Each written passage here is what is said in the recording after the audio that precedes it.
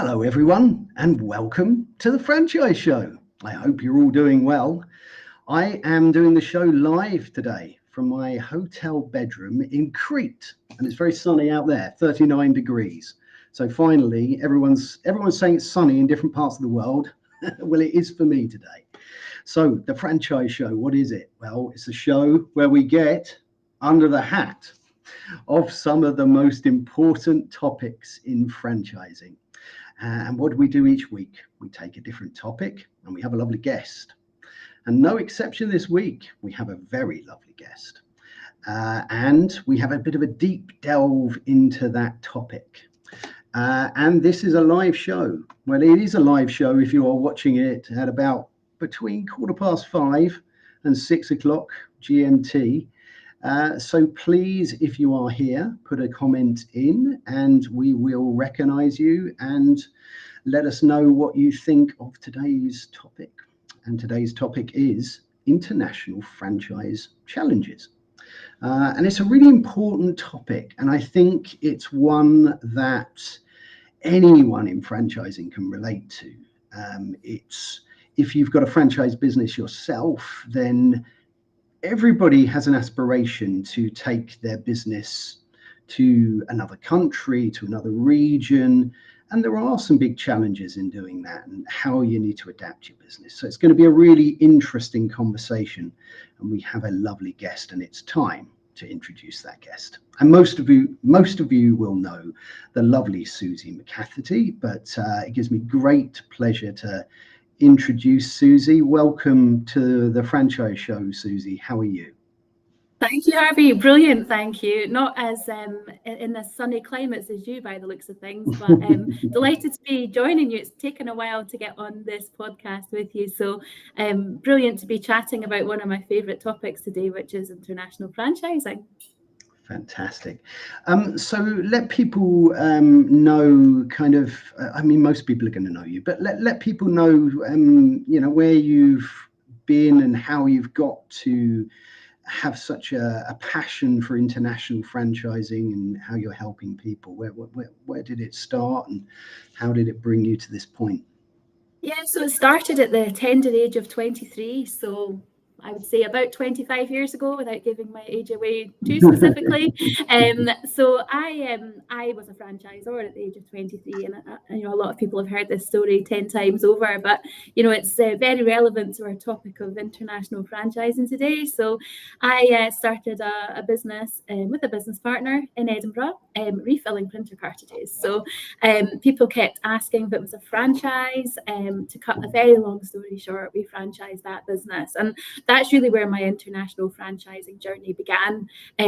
People always from Scotland say, when you start to develop into England, you're going international. But yeah, there's a bit of a joke there. But actually, having opened, a first sort of franchise in Basingstoke, the next market for us actually, after a few more that we opened in the UK, was actually Ireland. That was our first international market, that step across the water. And you learned a lot from franchising your business quite close to home, but actually in a completely different environment. From there we jumped into Portugal and Spain and Dominican Republic and Kuwait, and goodness knows where with that particular brand. So international franchising was brilliant for me. Young age, franchising, living the dream, traveling the world, learning about all these new cultures and businesses, doing business with some great people that are still friends to this day. And yeah, really realizing that international franchising could really amplify my brand value, my brand positioning, my market share, by proving the model in the UK, but then scaling that up in an international arena. After that, I had a recruitment agency business that was franchised. That was right across the UK, but also went into countries like Dubai. And then, fast forward 15 years ago, I set up Platinum Way Franchising. So we are one of the British Franchise Association accredited franchise consultancy firms. People always hear the Scottish accent and say, oh, you help people franchise in Scotland, but actually we are a truly global franchise consultancy firm. We have clients in US, Canada, South Africa, Middle East, big strong market market for us, Europe, as well as our home market here in the UK. So now we specialise in helping people grow their businesses through franchising, whether that be in the UK market and taking those brands into new international markets. But also a big part of our business is actually franchising, bringing international brands into the UK, big brands, Wendy's, Ben & Jerry's, brands like that, all seeing the benefit in the UK market. So that's what we do as a business, helping people get ready for that international expansion, helping to recruit franchisees, whether it be country master franchisees, area developers to multi-unit franchisees, and then helping put the systems, the teams, the infrastructure in place to really roll out these brands properly in these markets. Fantastic. A lovely introduction. Before we get into things, we're going to recognise a few people who have arrived with us today. Now, for some reason, Restream, probably because it's whistling its way across to Crete here, but we cannot put them on screen yet, but I have other ways, of course. So the first person is the ever wise, Simon Wise. It's fantastic to have you here, Simon. And he's put, hello, franchise friends. Was it extra to get your hat to Crete? Well, I had to pack the poor thing in a suitcase, bless it. So this is why it's looking a little worse for wear. But no, it's survived. And look, even the feathers on the side, that side, have survived as well. So, I think what we want to know, Harvey, is have you burnt your head under that hat lying in that sun today? no one gets to truly find out what's under that. They do, maybe. People have seen me without a hat. I don't always wear it. And we've also got the wonderful Nick Pleven, and he is from eTalent, one of our lovely sponsors. So great to have you here, Nick. And he's put hello, franchise friends, as well. So hello to you as well. We have David Moffat here as well. And he's put hi, Suze. So a lovely hello to you, Susie. Hi, David. We've also got Jodie Reed, someone I met recently on a business group. Great to have Jodie here, all about compliance and consulting. And she's put, good evening, Harvey and Susie. So good evening to you as well. Oh, look, actually, we've got one that's come through that we can put up. That's starting to come through. So we have Jason Caber here as well. And Jason Caber is from SEO Samba, one of our lovely sponsors as well. So please reach out to Jason if you need to. And Jason's put, hi, Harvey and Susie. Well, hi to you, Jason, as well. Jason is in the good old US of A. And finally, can't put it up, but would like to recognise Penny Hopkinson, who's also joined us here early on today. And Penny is, of course, a very early sponsor of ours and can't actually put your book up because your book is at home, but she's written a lovely book called Manual Magic, and she can give you all the advice you need about your ops manuals in your franchise business. So there you go. That's recognized a few people that are here early on. Thank you so much for joining us. So let's start getting into this lovely subject of international franchise challenges. I mean, I suppose a good place to start is identifying a market. If we're now speaking from the point of view of a franchisor who's looking to expand their business into a new region, how do you go about doing that and choosing a region? I think there's probably franchisors that get an inquiry and then go, okay, how do we open in that region? But do you think it should be a bit more proactive and think, how does the brand align? How do you identify that market, would you think? Yeah, you're absolutely right, Harvey. How it tends to happen, and I've been there myself as a franchisor, is you get a lovely inquiry for a country. You think that would be really nice to either have a unit there or a territory there. We could have some great holidays there, and that whole getting recognised that somebody wants to take your brand is amazing and exciting. As I say, most of us have been there.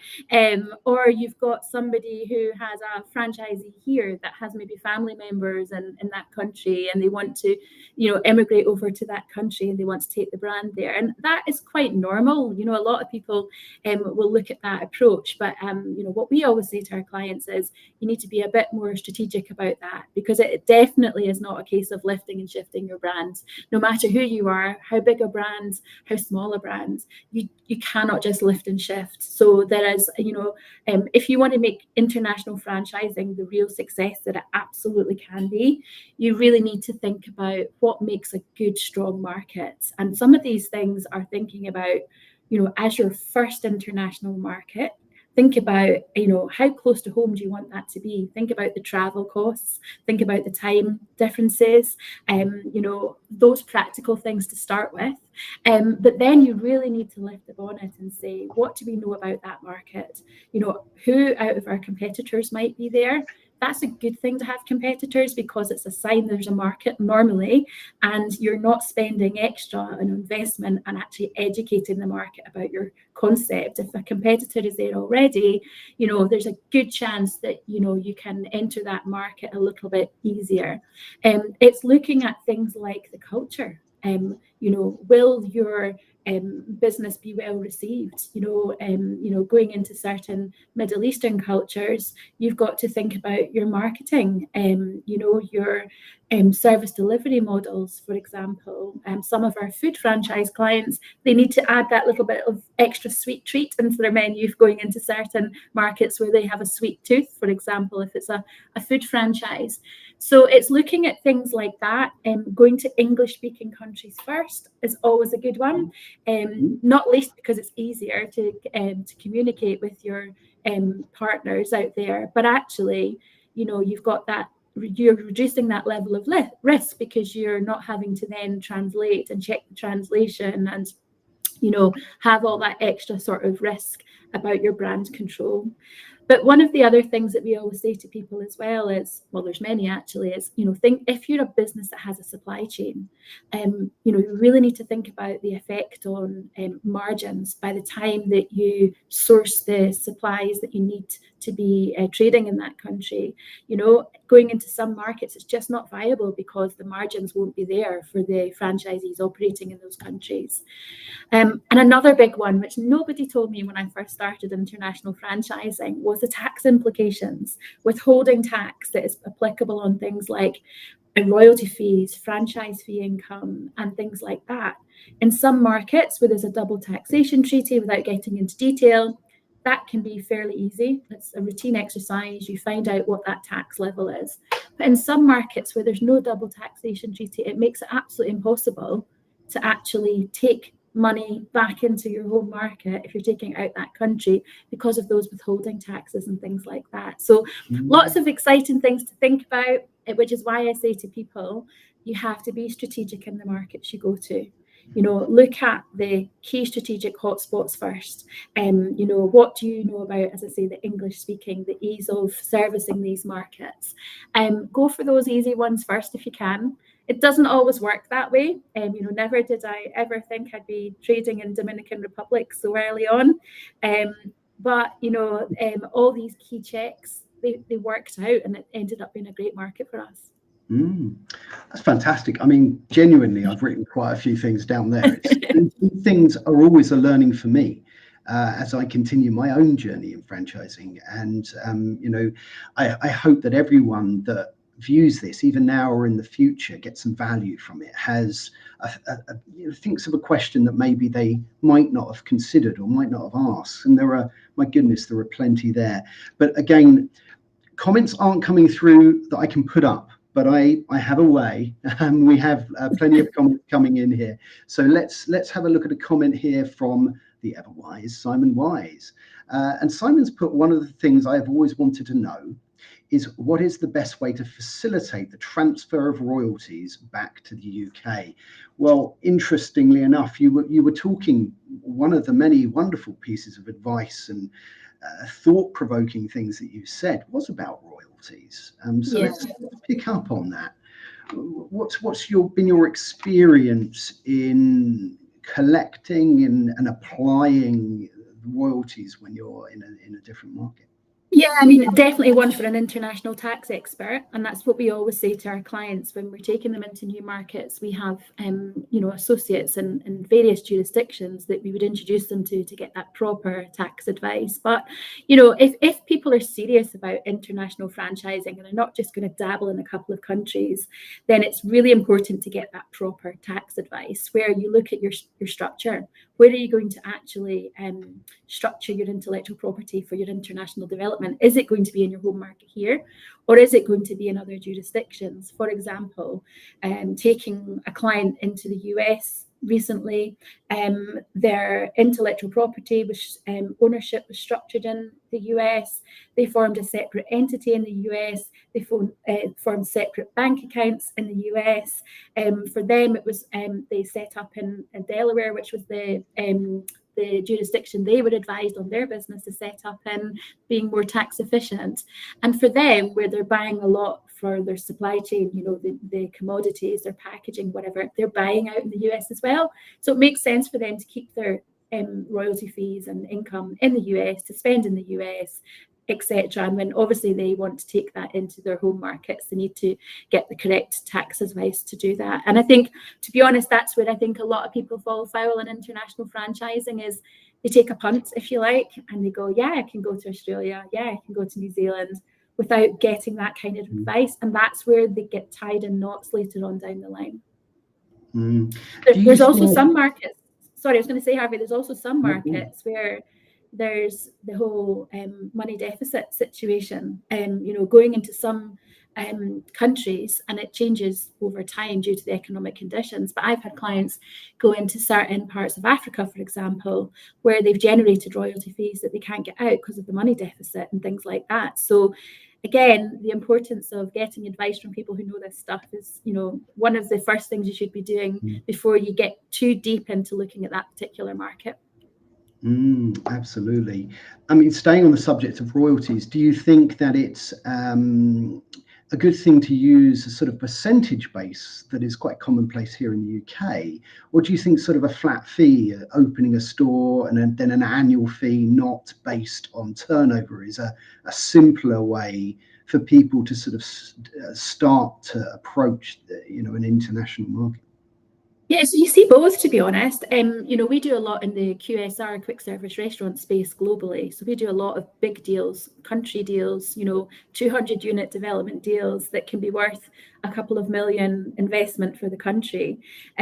So what we tend to see is those deals are structured quite specifically. So it might be that, take a recent one, for example, a 1.5 million deal. 500,000 of that is paid up front for the master franchise fee, and then the rest of that fee up to 1.5 million is paid on a per unit opening basis. So it can be 5,000 per unit, for example, across the number of units that are in that development schedule. So that would be pretty typical. But in terms of royalty fees, how that tends to work is, say a master franchisee was charging their franchisees 6% of their turnover.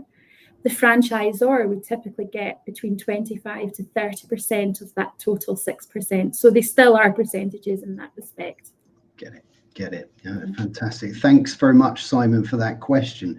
We've got another question coming up from Simon. We've got one from Chet, one from Penny, and we're going to recognise the fact that Jitten is also joined us. And Jitten was a franchisee at 22. Does that beat you by a year? It does. Yeah, maybe just. Yeah. But certainly you would have a lot in common there about that early experience of being a franchisee. So fantastic to have you here, Jitten.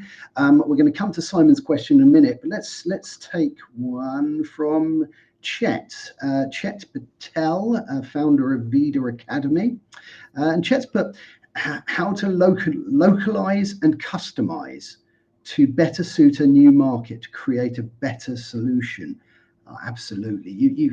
I mean, that's touching on what you said there about looking at the culture, and thinking about how your brands would suit that culture. So key, Chet, to do that, to see how it applies, isn't it? Yeah, I mean, we've seen over the last 25 years, business models evolve and develop depending on the market they're going into. So, for example, some of the food franchises, where they might be traditional bricks and mortar here, going into some of the other international markets, they've had to become kiosk-based models, dark kitchen models, diversifying that way as well. Some of the children's activity franchises as well, they have evolved and developed as well as they've gone international. Typically take a dance school franchise that might typically run on a Saturday. Going into some other countries, leisure is not on a Saturday. It might be, weekends might start on a Friday. So you need to change the days of operation, and you might need to change the service delivery model as well to respect certain cultures and things like that. So we see it all the time, even bringing brands into the UK. The menu development needs to be changed quite often, to adapt to, as I say, certain elements. So we're taking one particular brand across to the UK at the moment, who are a baguette-based business. They typically will slice a baguette, whereas over here, people like the foot-long, the subs, the larger sandwiches. So even getting into detail like that, the consumer preferences, the service delivery models, the cultures, and all of those things, massively important. And it's important to be adaptable and flexible completely with your brand, and really understand that to be able to appeal to a different culture, you need to be able to flex your model a little bit. Even brands, it doesn't matter we name drop them here, but even brands like KFC or McDonald's, even the big franchising brands, when they go into markets that are completely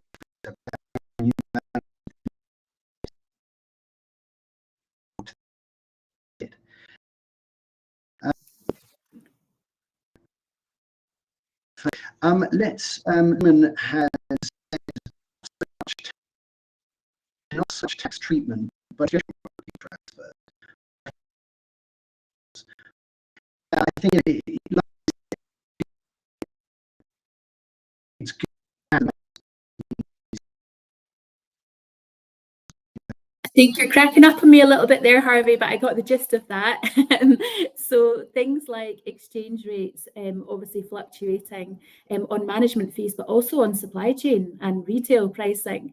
Quite often now you see clauses put into franchise agreements to cover franchisors in that respect, to give them the flexibility to be able to, on supply chain, a flexibility to be able to react in line with the pricing index and things like that. So you see more and more of that put into provisions into franchise agreements now to cover those instances.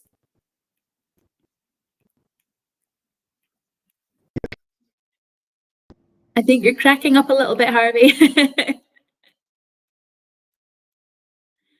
I'm sure you'll be back with us shortly. Yeah, looking at how to sort of adapt your franchise model. As I say, we actually spend a lot of time, working with franchisors to look at that before they even look at, developing their ops manuals and supply chain for the UK market, especially those that are coming into the UK from other jurisdictions. So, it can be as simple as making sure there's a coffee offering or a breakfast offering that's maybe not there already. We had one particular brand that went into an area where halal meat was going to be extremely important, and they didn't want to diversify too far away from the brand as it is globally, so decided to open with a non-halal offering against our better judgment, and that was detrimental to that brand, and they had to close that location. So very important to look at those things, definitely. Some of the other topics we spoke about was looking at the legalities as well as one of the challenges of going into new international markets. And those, are legalities that you need to think about. You've maybe heard about, going into other markets. There are particular sort of franchise legislation or disclosure laws or registration laws to go into other markets, which we don't really have here in the UK at all. That's really, really important. But some of the other challenges that some of our clients have really considered are the legalities of things like other sort of business laws that are unique to those countries, and pricing laws, property laws, tax, as we've spoken about before. So one of the areas where our where we always say to people is make sure you get the right legal advice before going into those particular markets as well. That also includes covering your brand protection. So many people think they can just go into a market and sell a master franchise, and they haven't actually trademarked their brand. And for some of those brands, they can't actually get their trademark because it's been trademarked already by somebody else. They might not be able to get the social media platforms. Again, if that's a main marketing channel and they can't get those social media platforms in those countries, you've really got to think about the viability of that market. Same for domain names as well. So it wouldn't be uncommon to have seen clients actually have to rebrand in certain markets just to be able to trade there. So in the spirit of looking at other sort of challenges for international expansion, and some of the most common things that we see, finding the right partner is an absolute, important topic that people must consider. So quite often people will get approached by somebody that's really keen to take the brand to their particular country. But actually, just because they're interested in taking the brand doesn't actually mean they've got the investment, the experience, the So the international recruitment process, Harvey, I was just saying, is really, really important to get the right partner for international expansion. So really identifying, what type of partnership you want to have going into an international market. An international franchisee, you can sell master franchises for the whole country or region. That's where somebody takes the rights to that country or region and will open their own managed territories as well as sub-franchise to others. So in that instance, they need to be a fairly big player, have very deep pockets, have experience of rolling out, brands in their country, and have, the ability to not only prove the model with their own company-owned territories first, before they then sub-franchise to others. You can also, where a master franchise may not be viable, you can look at area developers. And these are investors who will want to take a country or a region, but not sub-franchise to others. They'll roll out the region themselves with their own company-owned operations. So again, they are serious players. They need to have money in their pocket, experience, infrastructure, and the ability to roll out your brand across an agreed development schedule. You can also, we also get people saying, well, can I just sell one territory in that market and see what happens? You do see that from time to time. It's an expensive way to do it because you've still got development costs to go into that country, like trademarking, legals, disclosures, those types of things, for the sake of one particular territory. However, some people do, if they've got the budgets to be able to do that, they do that to open up the market and test the market first. My preference, however, would always be looking at bigger players like the masters or the area developers to open up these markets. That way you're managing one relationship rather than all the individual relationships that fall under those structures. Absolutely. First of all, thank you so much for holding the fort there while my tech issue took hold and I disappeared momentarily. Hopefully, I am trying to go off a hotspot from my phone from a hotel bedroom in a little island in the Mediterranean, so it is tricky. But thank you so much. You are a seasoned professional, of course, Suzie. So, I'm sure that you would hold the fort. Hardly any need for me to be here, really. But I was just waiting for you to come back in your Speedos there. I thought you'd gone to the swimming pool, Harvey. So. Oh no, fantastic! You did brilliant. Well done. Thank you. No problem. Let's have a look. The comments, apart from Jason, so we can put that one up, but he's the only one that comes through at the moment. Suzie never missed a step, Harvey. True pro. Well, absolutely. Thanks, Jason. Well, now I know if I can't do this one time, we could get Suzie in, get her a hat, and we can do it. So that's all good. Let's have a little look. We've got some comments from Tim Morris, from Danny, from Johnny, and another one from Simon. So let's recognise a couple of people that have joined us a little bit later on this. We've got Louise Pipers from Holland, and good evening from Holland. Well, good evening to you. Angelica, good afternoon, Suzie and Harvey. So that's fantastic to see you. She's been giving me some Greek lessons, actually. So wonderful. I've been trying my best. Right, let's take a question from Danny. Danny Paliva, guest on this show, former guest. And Danny's put, hi from me too.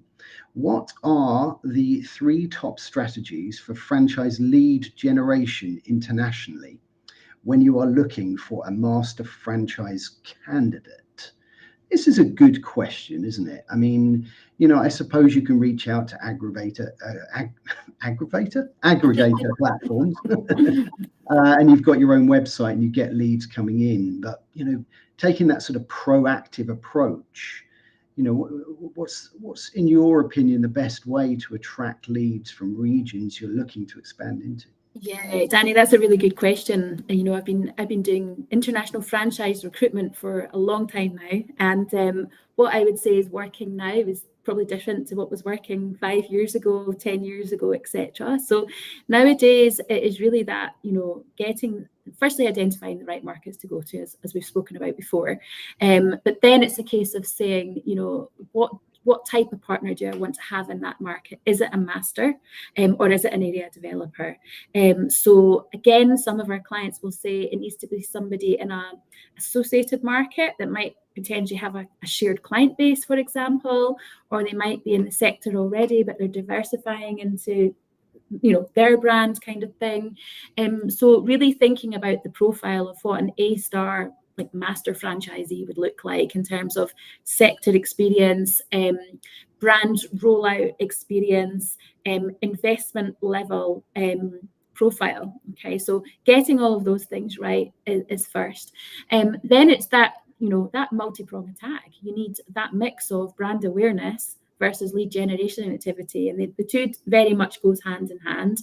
So when we're working with clients, we would always say, okay, if we're going to this market, let's get some spin around you actually looking for partners in that market. So that's on your website, on your socials, in country, speaking with potential introducers, brokers, franchise exhibitions if there's strong exhibitions in those particular markets.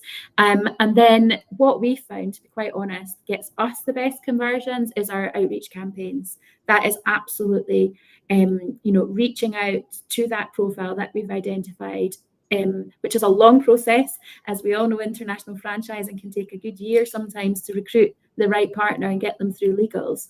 But I personally have found that headhunting outreach approach has been most effective for us, and using our introducer networks that we work so hard to build in those markets as well.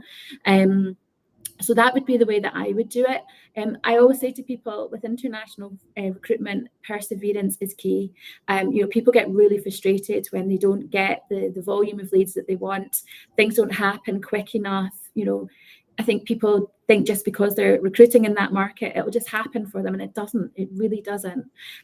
So have that dedicated, concentrated, multi-prong attack in that market, and really, build up your introducer network as well. The franchise banks, the lawyers out there, the private equity companies, all those types of people will also have access to the types of clients that have the experience and the liquid capital to be able to roll out a brand as well.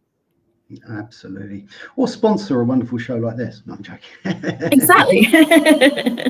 Let's recognize another few people who have joined us. We've got Stephen Hopper, founder and CEO of Plain Burrito here. And Steve's put, Steve from Plain Burrito joining. Well, fantastic to have you here, and welcome to the show. Let's have a look at what Tim has put. I'd love to put these up on the screen. I could show my phone like this, but I'm fine. Tim's put, Suzie, how do you advise franchisors when they are considering remote support versus in-country support presence? This is really, really good, Tim. Thanks for this question. You know, that sort of boots on the ground approach and being there that's an important factor, isn't it? Or can this be done remotely? Yeah, there's nothing like boots on the ground, especially in the early stages. So again, it's that two-prong attack. It's saying, okay, how do we support our masters from the UK first, or your home market first?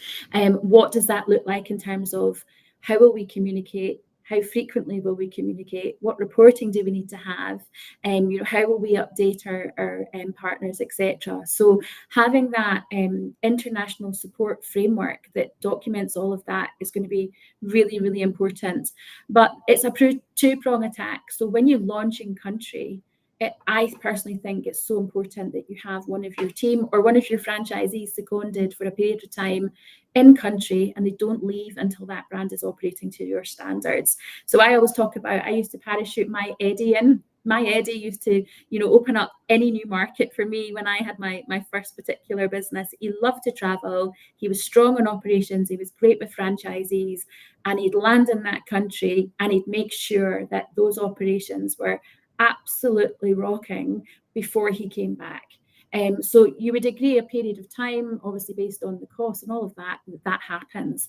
Thereafter, my feeling is you should be visiting your international partners once, maybe twice a year for specific planned visits. So these are visits where you're doing your audits, you're driving around the territories, you're speaking with franchisees, you're maybe attending their conferences as well. But as I say, one of the real arts in international franchising is actually retaining that engagement and collaboration with your international partners. I have seen so many times, you know, brands who've sold maybe France, for example, or Germany, and they haven't set those support parameters out from the start, and those expectations and those reporting requirements and brand standard requirements.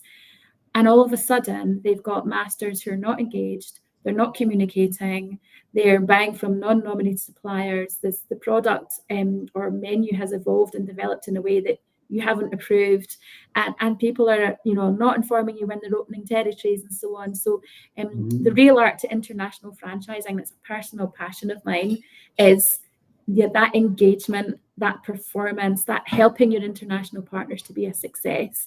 And that's all part of your support framework you should be setting up from the start. So if anybody wants to follow up on that actually offline, I'm more than delighted to chat about that till the cows come home. Of course, absolutely. And towards the end of today, we're going to give everybody hopefully a good way of getting in touch with you to find out more about all of these things as well. So we'll definitely do that. Let's put up, can't put them up, but let's talk about a few other comments that have come in. Simon has put, keep pedaling, Harvey, you're pixating. Well, yes, hopefully that's it. I'm having to pedal the internet under the desk here, and I got a bit tired. So let's go back. You mentioned there briefly about royalties, and we can't talk about royalties without talking about our wonderful friend Johnny Joseph, who's from Los Angeles and is an auditing specialist. And Johnny has put, regarding royalties, many might be surprised that the cost of auditing can be kept to a very cost-effective amount, even internationally. Yeah, you know, audits are a big part of those regular planned visits, you know, and it's really important to make the best of those, isn't it? Absolutely, I would 100% agree. And actually, in the last few years, we have seen specific auditing clauses added into master franchise agreements as well as unit franchise agreements that cover a whole range of audits. It's definitely a thing, and it's so important as you grow internationally in all these other international markets that you do maintain those standards through audits. And those audits can be on all sorts of things. It can be you know, customer review audits, it can be mystery shopper audits, it can be financial audits, supply chain audits, you know, customer service audits, you know, the list goes on. So I would always say to people, don't be scared to put that into your franchise agreement, and don't be scared to pass on the cost. As you were saying, it doesn't need to be expensive, but franchisees do, and master franchisees do need to know what is expected of them, rather than springing these extra audits and costs on them, just as and when kind of thing. Absolutely. If you have just joined us today, this is the Franchise Show live from Crete. And today we are talking with the wonderful Suzie McCafferty all about international franchise challenges. So if you are a franchisor and you're looking to expand your business, or you have expanded it and you've come across some challenges, please get involved in this conversation and reach out to Suzie and hopefully get to understand some of these challenges and how you might go about solving some of those. So let's have a look. I suppose it would be quite good to think about, we've spoken a little bit about how you adapt your system to different cultures. That's it can be quite a tricky thing to adapt all the elements. You've got language, you've got culture, you've got, if it's a QSR, or if you've got the actual menu items. Where do you begin adapting your franchise system? Where do you start? Yeah, you go right back to the start, and as I say, we even do this with the big brands that are in all sorts of countries that come into the UK, and it's something we actually pride ourselves on. We will literally go back to the very, very start. So, it is a case of making sure that the right service delivery models are covered in the trademark protection. Making sure that the EPOS systems will give the right reporting that you're looking for. In the ops manual, that's one of the biggest things. For QSR brands, for example, it isn't, a case of using the one that's been maybe used in Australia or whatever, because we have different health and safety, food safety regulations, different auditing, procedures. In the building construction, we have different licensing requirements, electrical testing requirements. Literally, you have to go right back and say, what do we know about this market we're going to? And more often than not, you are seeking out help by experts in those areas when you go into those markets. So our food franchise clients, we always help them find a food safety organization that can validate their food safety procedures, a health and safety organization, employment law, building construction companies, all of these different advisors who can put their spin on that ops manual to make sure it's compliant. When you sell a master franchise, sometimes the franchisor will put that responsibility on the master franchisee to localize that at their cost.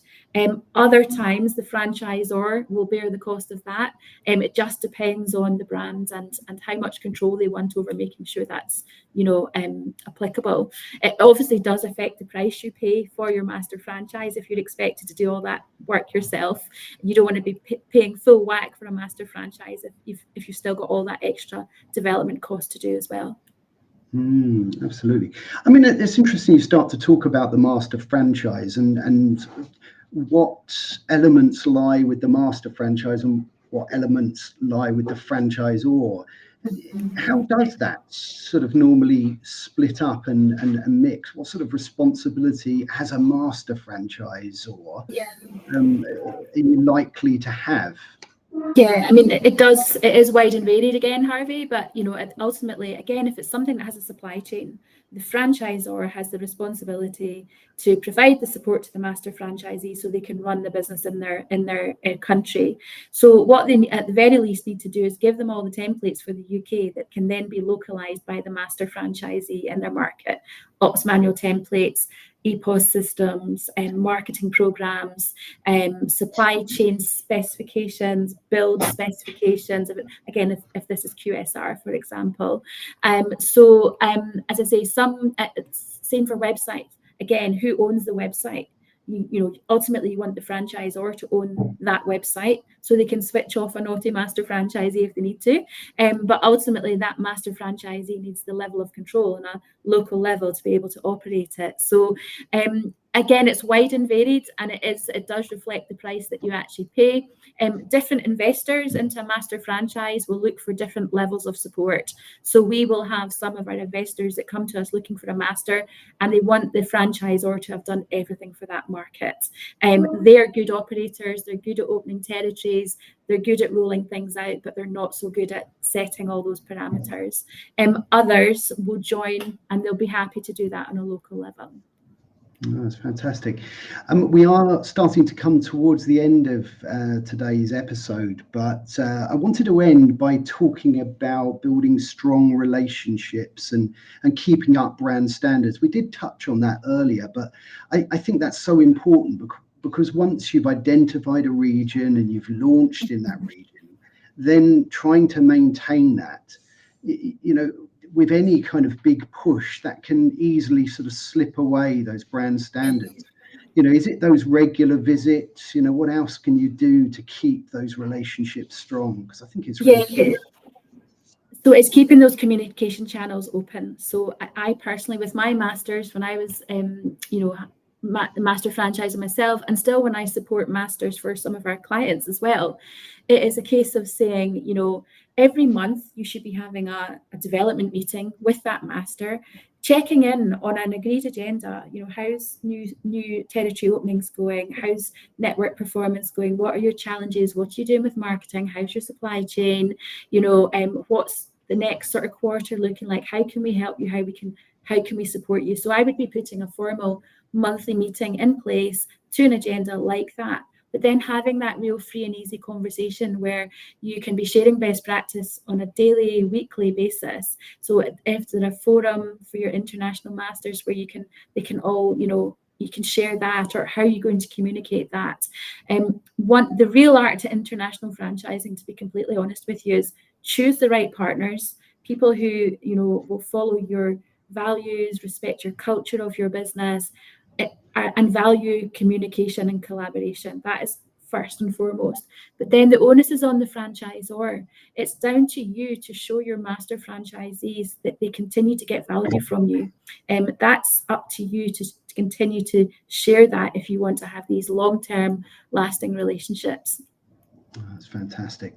Well, I think we have now drawn to a conclusion today. So before we talk about what's going on next week, I just would like to give people the opportunity to get in touch with you, the best way to get in touch, and just some final words on international franchising from you. Oh, brilliant. Well, firstly, thank you for having me on today. As you know, it's a passion of mine, international franchising, and we really just have scratched the surface on the key sort of considerations and challenges. So if anybody is interested in chatting about international franchising, you can reach me on Suzie, that's Suzie at platinumwave.co.uk, or our website, platinumwave.co.uk, or on LinkedIn and some of our other social media channels there as well. But just in summary, I would say, franchising internationally can be really, really rewarding if you get it right. But like everything, it's about having that planned strategy, going to the right jurisdictions with the right partners, and making sure that you've got the structure in place to support international growth. As I say, it can be game changing for your brands if you get it right. And finally, if you're going to do it or continue to do it, make sure you're getting advice from people who've done it and actually understand what it takes to do it. Absolutely, thank you. No, that's fantastic. So I'd like to thank you, Suzie, for your time today. It was great to have you on the show. I'd also like to thank everyone who was here live today. I'm sorry the comments couldn't come up, and I'm sorry I disappeared halfway through, but that is some tech issues that we had here, so that's all good. So next week on the Franchise Show, we've got a very exciting episode coming up, and we have the wonderful John Hayes from the Titus Academy in Miami Beach with one of his students coming on as well. So there'll be a double guest. And not only that, he is going to run a class live during our show. So all of his students are going to be commenting live, and we're going to be talking all about franchise universities and learning about what franchising is as a young person. is a real passion of mine, so I'm very excited about that. So please join us next Tuesday, 5:15 GMT, 12:15 EST. And until then, Suzie, thank you for your time, and everyone.